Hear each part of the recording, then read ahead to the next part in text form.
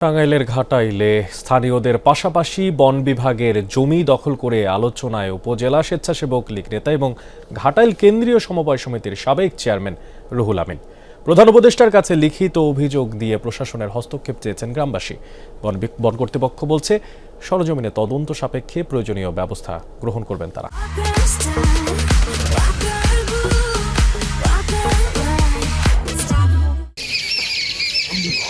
টাঙ্গাইলের ঘাটাইল উপজেলা স্থানীয় দিগডহর, খোদখান্দি ও চকতৈল এলাকায় রয়েছে বিভিন্ন গাছগাছালির বনায়ন। ছিল শতবর্ষী সড়ক, বিদ্যালয়, ফসলি আর খাস জমিও।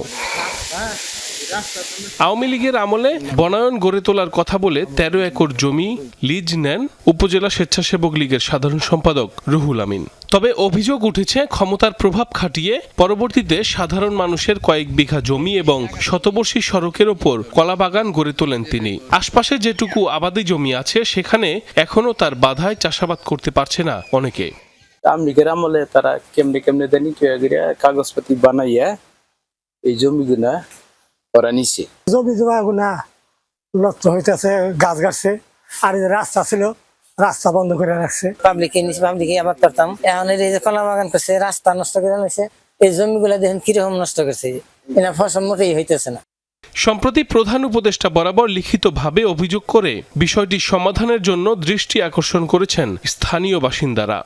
আওয়ামী লীগ সরকার ক্ষমতা থাকাকালীন এই জমিগুলা দুর্নীতি করে মনে হয় টাকা পয়সা দিয়া এগুলা নিচ্ছে, ভুয়া কাগজপাতি দিয়ে। আমাদের রেকর্ড আছে, দলিলও আছে। আমরা যে বলি যে রাস্তাদের হেরা কয় তোমার জমিন সহ আমরা এই করে নেবেন, কোন বললে কার দাপটা এটা বললে তা আমরা বলতে পারি। কৃষি ক্ষেতের ফসলগুলা এই কলার বাগান লাগাইয়া ফসল নষ্ট করতেছে, প্লাস এই ফসলগুলো যে নিব পাবলিকেরা এই কৃষকেরা আবার ধামকিও দিতেছে।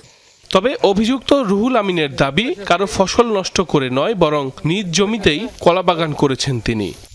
রাস্তাটা আমি করছি আর ওটা আমার জন্যই, রাস্তাটা আমার উপকারে আসে। ওরা তো বছরে যারা খেতা লাগা বলছে ওরা বছরে 2 বার যায়, এক ধান কাটবার যায়, ধান রোবার যায়। যদি কেউ বলতে পারে যে হ্যাঁ এরা প্রভাব খাটাইছে কোনোদিন বা এরা দুর্নীতির সাথে জড়িত, তাহলে সেটা আইন বিচার করবে।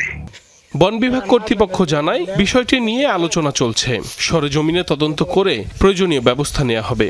ধলাপাড়া রেঞ্জের যে কোনো জায়গায় এরকম যদি জবরদখলের কোনো তথ্য প্রমাণ থাকে, জায়গাটা যদি বনের হয়, সেই ক্ষেত্রে আমরা ধলাপাড়া রেঞ্জ তথা টাঙ্গাইল বন বিভাগ সেই জবরদখল উচ্ছেদ করে নতুন বনায়ন করবে।